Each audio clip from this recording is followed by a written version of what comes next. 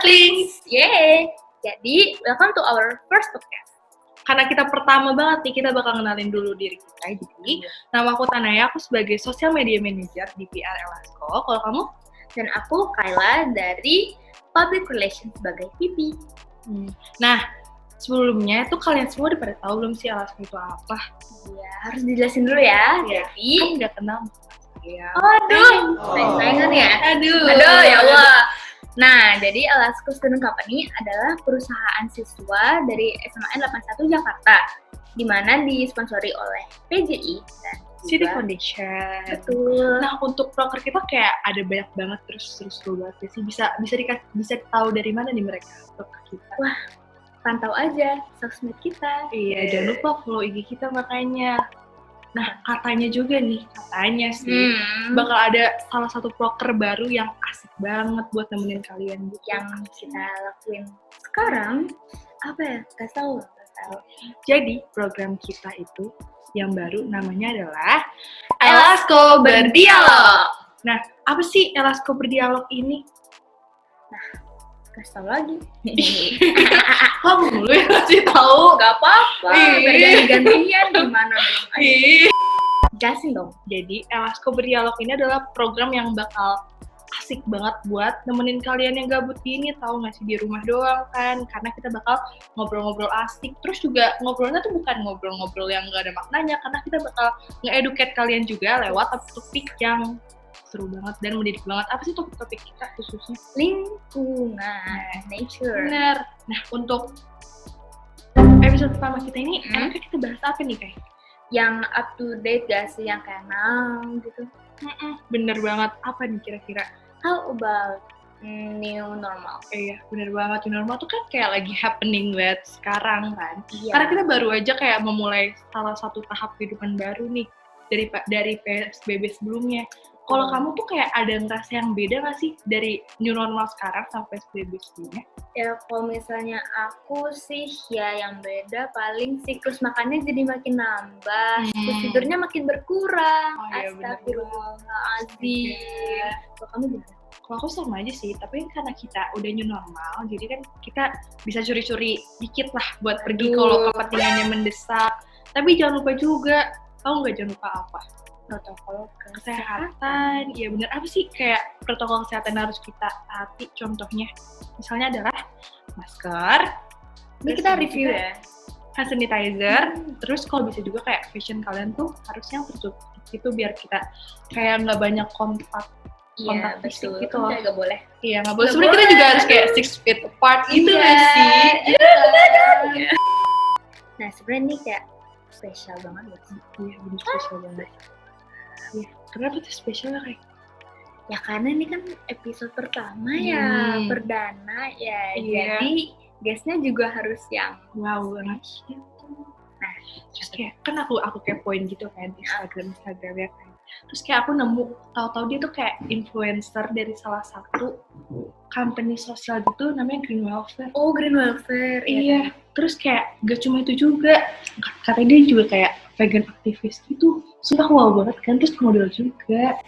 Ya udahlah daripada kayak basa-basi terus kalian penasaran, mending aja kita langsung nih kita undang. Ayo kita undang. Udah kayak kita panggil aja nih guys kita, namanya adalah Kak Fiza. Halo. Hai Kak. Oh, gimana kabarnya Kak? New normal kayak gini? Ya baik, ya, di rumah belajar. Pertama-tama boleh minta kenalin soal diri kakak sama Green Welfare? Oke. Aku Fiza, aku the head of content and ideas dari Green Welfare Indonesia. Green Welfare Indonesia adalah sebuah organisasi yang mendistribusikan plant-based meals towards those that have been affected by poverty in Indonesia. Wow, that sounds really amazing, doesn't it? Terus, menurut kakak, new normal itu kayak beda nggak sih sama PSBB kemarin gitu loh? Iya. Kayak lebih kayak bebas untuk keluar atau gimana nih menurut kakak sendiri? Iya, kayak lebih bebas keluar, tapi tetap harus hati-hati, pakai masker, Of course. wash your hands. And then kan kakak juga pasti kuliah ya kak. Nah, online berarti itu kuliahnya berarti online meeting gitu kan kak? Nah menurut kakak itu gimana sih kak kayak atau gimana? Iya, atau lebih enak tatap langsung, Iya. tatap muka. Lebih enak langsung karena kalau online nggak bisa fokus belajarnya. Jadi mungkin ya lebih gampang kalau lagi kerjain tes karena less pressure. But Of course, like we feel that too. but Students, yeah, we agree. March. Terus kalau menurut pendapat kakak sendiri nih, kayak new normal tuh apa sih? new normal. Jadi kayak new normal menurut saya it's a way a term to reflect a shift in the way society works. Jadi this is the new normal. Yes. Atau menurut kamu gimana? Kalau menurut aku tuh kayak new normal itu kayak tahap kehidupan baru, dimana kita kayak udah mulai nih transisi ke kehidupan normal, tapi kita masih harus hati-hati dong, kayak pakai protokol kesehatan yang baik, benar kan? Iya benar, tapi sebenarnya sih kalau misalnya kayak new normal pakai protokol kesehatannya pasti kayak ya ada aja lah masyarakat yang belum mematuhi yang Iya, belum ada kesadaran dirinya ya nggak sih? iya makanya Iya, menurut saya tapi di Indonesia udah di sini lebih mematuhi peraturan daripada kalau sama negara lain. Oh, yes. Di sini kebanyakan orang udah pakai, tapi katanya kalau di US ada banyak yang kayak gak mau pakai. Really? Oh, Like yes. we didn't know that before. Like thank you for the information actually. Oh, terus kan kita tuh udah dikasih tahu kan Kak soal protokol-protokol kesehatan yang harus dipatuhi nih selama new normal. Yeah. Menurut Kakak nih udah cukup efektif gak sih untuk menekan angka penyebaran COVID ini? Menurut saya walaupun protokol new normal bagus untuk memperbaiki keadaan ekonomi Indonesia yang telah terdampak oleh pandemi global ini, tetapi tidak terlalu efektif dalam menekan angka penyebaran COVID karena setiap hari ada sekitar 1.000 kasus yang baru. Betul banget Kak. Dan terus menurut Kakak sih kayak kenapa kayak kurang efektif? Apa karena masyarakatnya sendiri? Oh, menurut Kakak tadi bukan kan? Menurut Kakak kenapa sih? Kenapa belum efektif? Kebanyakan masyarakat mematuhi peraturan pemerintah untuk menjaga masyarakat dan memakai masker. Tapi at the end of the day, masks haven't been proven to 100% eliminate COVID transmission. It can still be transmitted possibly. Jadi itu kenapa masih meningkat. Oh ya. Terus kayak sebenarnya kayak bikin new normal ini secara tidak langsung kayak membuat orang-orang merasa kayak wah ini udah normal, kita kayak bisa aktivitas kembali ya nggak sih? Jadi kayak sebenarnya ini tuh kayak belum normal, kita masih PSBB tapi orang-orang tuh karena 3 bulan di rumah nggak keluar rumah kayak bosan banget nggak sih? Jadi kayak ya udahlah keluar aja gitu. Nah ini yang bikin macet gak sih kayak pernah dengar gak sih kalau ada kasus kemacetan gini pada saat new normal, menurut Kakak tuh kayak gimana ya? Iya, tapi kayak macet di jalan itu sering terjadi di Jakarta. Juga pas masih sebelum PSBB new normal masih ada macet di jalanan menurut saya. Iya, of course. Kayak Jakarta juga kayak sangat hype banget gak sih sama macet. Kalau gak macet ya bukan Jakarta. Iya kan? Tapi Bekasi juga. Iya. Juga macet. Juga kan. Iya. Tapi kayak sebelumnya nih ya, katanya nih pas PSBB doang, jalanan tuh kayak rada sepi gitu. Tapi pas new normal tuh kayak langsung banyak mobil. Nah, gara-gara itu kayak polusi udara meningkat gak sih? Polusi. Iya, karena menurut saya jadi kan orang mulai keluar rumah lagi. Tapi sekarang kan ada social distancing, jadi on public transportation there's less capacity available. Jadi there's now more public transportation that's being sent out, and also kan ada banyak yang kayak prefer to take private vehicles now. Terus menurut Kakak tuh, maksudnya kayak kan memang orang tuh kalau misalnya pergi-pergi ya memang naik motor, naik mobil, yang gitu-gitu. Nah, terus misalnya kayak gimana sih cara menjaga polusi biar nggak polusi gitu loh Kak? Soalnya kan Kakak pernah denger gak sih pas lagi PSBB itu benar-benar langitnya tuh kayak biru, benar-benar kayak less pollution. Iya. Nah, dan terus aku juga kayak pernah baca gitu nggak sih kayak ternyata pas PSBB transisi ini new normal polusi udara di Jakarta tuh kedua terburuk di dunia, kayak parah banget. Iya. Terus kayak menurut kakak tuh gimana sih cara menangani kayak polusi udara kita yang jelek banget ini sekarang? Jadi walaupun iya polusi udara itu one of the main causes itu emang transportation vehicles, apalagi di Jakarta yang banyak banget orang pakai mobil dan pakai mobil pribadi. Yes. Sebuah tindakan yang bisa dilakukan ya ialah pakai public transportation, pakai MRT. That's good. Tapi also another action which can be taken to reduce air pollution itu dengan mengurangi konsumsi daging. Peternakan hewan bertanggung jawab atas 18% emisi gas rumah kaca. Ini lebih dari gabungan gas rumah kaca dari semua transportasi, termasuk pesawat. Dengan mengurangi konsumsi daging kita bisa membantu untuk mengurangi polusi udara.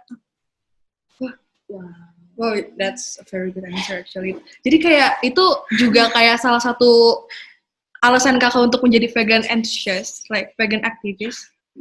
Yeah, it's also why Green Welfare, we chose to distribute plant-based meals because it's better for the environment. Terus kayak dengan menjadi vegan itu kayak kakak ngerasa pola hidup kakak tuh kayak gimana nih, kesehatannya lebih baik atau kayak gimana? Iya, gimana? Menurut saya, kalau saya makan dengan baik juga baik, tapi juga ada kayak makanan vegan yang tidak sehat, seperti Oreos itu vegan. Jadi kalau saya makan Oreos ya itu bukan sehat lah. Tapi ya juga tergantung makanannya. Oh ya, ngomong-ngomong kan tadi menurut kakak ini kan cara untuk mengurangi polusi Jakarta itu dengan cara take the public transportation and do vegan thing kan? Yes. Ya. Terus kalau menurut kakak nih kayak kita buat nanam pohon, terus melestarikan hutan tuh kayak penting juga gak sih buat mengurangi polusi ini? Iya, karena pohon punya peran sangat besar untuk mengurangi polusi udara. Mereka yang menyerap karbon dioksida, I can't speak sometimes, menyerap karbon dioksida dan yang membuat oksigen untuk kami. Without it, we literally would not be able to survive. Dampak penebangan hutan secara liar bisa menimbulkan hilangnya kesuburan tanah, turunnya sumber daya air, dan mengakibatkan banjir. Yes. Terus menurut kakak berarti peran hutan tuh kayak besar banget dong buat polusi udara kita. Bener gak sih? Iya, karena mereka yang menyerap karbon dioksida, which is one of the main greenhouse gas emissions. Oh ya, terus pernah dengar nggak sih Kak soal kasus penebangan hutan di Indonesia yang udah maksudnya udah benar-benar kayak mengkhawatirkan banget, kayak ya Allah. Iya kayak we sad to hear that. Iya, penebangan hutan secara liar di Indonesia sudah mulai mengkhawatirkan sih. If we're talking about stats and statistics, antara 1990 dan 2005, negara Indonesia telah kehilangan lebih dari 28 juta hektar hutan, termasuk 21,7% hutan perawan. A little fun fact, we used to have 3 types of tigers, the Balinese tiger, the Sumatran tiger, and the Javanese tiger. Tapi now we only have one, right? Sumatran tiger. Oh my, itu sedih banget. Itu sedih banget sebenarnya. Terus aku juga pernah dapat kayak fact gitu. Iya, jadi kayak katanya sih itu benar-benar kayak penebangan hutan di Indonesia itu udah seluas Pulau Bali, Kak. Iya, kayak per tahunnya. Setiap tahunnya itu kayak hutan kita di Indonesia ditebangin tuh seluas Pulau Bali, kayak salah satu pulau terbesar. Yeah. That's so sad, right? Yeah, I actually heard that dulu Indonesia 82% of it was ditutupi hutan, but then now it's only 49%. Yeah. That's very sad. Yeah. What should we do? Kita sebagai masyarakat Indonesia gitu kan, kita mungkin tidak mempunyai impact sebesar pemerintah, tidak mempunyai people power sebesar yang kayak siapa sih yang kayak pemerintah gitu. Nah, what should we do, Kak?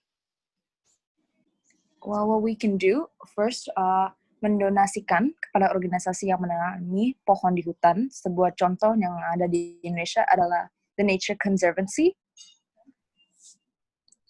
Ada banyak sih di Indonesia yang organisasi gini, tapi the one I know of is The Nature Conservancy. Oh, yeah. Dan also, seperti dikatakan sebelumnya, peternakan hewan juga mencakup 45% dari total daratan bumi. So 136 million acres of rainforest land is cleared for animal agriculture every year.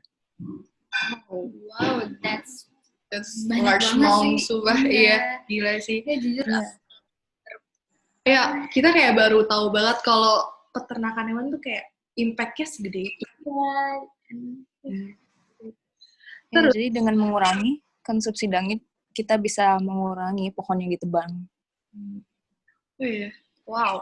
Kakak ada saran nggak how to vegan-nya gitu Kak? Soalnya kayak kita berdua kan memang suka. Ya, kita bukan vegan, and maybe kita bakal memulai untuk hidup sebagai vegan, I think. What I did was transition. Jadi misalnya mulai dengan 1 hari seminggu vegan, jadi 2 hari seminggu, jadi 3 hari seminggu, sampai full. Jadi kayak harus bertahap gitu ya? Iya, bertahap. Oh ya, selain vegan itu, kakak kayak udah mulai menggunakan produk yang eco-friendly mungkin? Ya, menurut saya untuk memakai produk yang eco-friendly adalah sangat penting. Ya, misalnya tuh kayak kakak udah menggunakan produk eco-friendly itu apa ya misalnya? Kayak mungkin apa stainless straw, plastik. Menurut saya pakai reusable bag, reusable straw, reusable tumbler. Oh ya. Just the main ones. Yep. Juga kayak memakai kadang kayak eco-friendly soap, shampoo bars instead of conventional shampoo. That's good. Terus, oh ya, tau gak sih Kak kalau kita sebagai student company itu kayak kita mengeluarkan salah satu produk yang eco-friendly juga. Iya. Tapi bentuknya binder. Terus kayak, ya menurut aku itu kayak keren banget karena kita tuh bikin suatu binder yang bahan-bahannya tuh dari limbah dan kayak bisa recycle gitu, kayak bagus banget buat lingkungan gak sih Kai? Itu bagus. Itu unik juga, kreatif. We are the first Indonesia maybe, I think. I guess. Terus kayak, if you want to see that, this is our binder.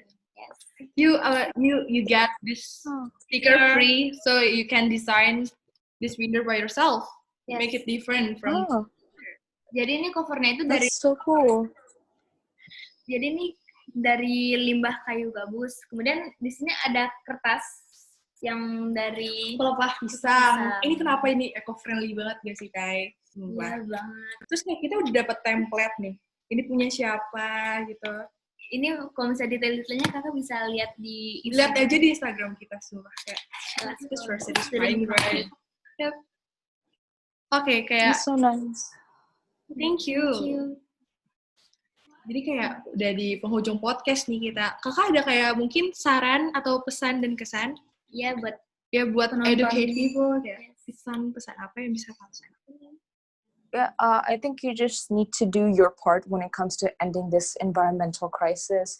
Donate, educate yourself, and make sure that you're practicing what you preach. Because you see a lot of people post on social media, oh, don't use plastic, but then you'll see them around the store with the plastic.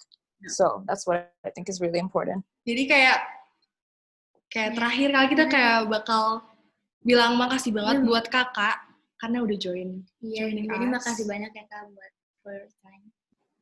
For the time, dan aku juga mau ngucapin kayak sukses dan semangat buat Green Welfare dan untuk kakak sendiri. Terus jangan bosan-bosan buat educate people, dan thank you for the collaboration with us. Yes, thank you so much Kak. Thank you for having me. Yes, thank you. Goodbye. Thank you. Dikira udah selesai. Kamu udah selesai? Belum. Emang ada apa lagi? Nah, jadi gini, Earthlings. Kami akan ngadain quiz. Nah, quiznya itu pertanyaannya adalah nanti untuk jawabannya bisa kamu komen di video ini. Terus nanti bakal dapet apa nih? Dapet banyak gift gitu deh pokoknya. Terus dibikin Earthly juga katanya. Iya, jadi bahkan kita bikin Earthly dan bakalan dikasih special gift. Oke. Jadi karena kita ya udah mau mengakhiri podcast pertama kita. Iya, ini yang final banget sih. Iya, ini final banget. Jangan lupa untuk like, comment, and subscribe. Dadah.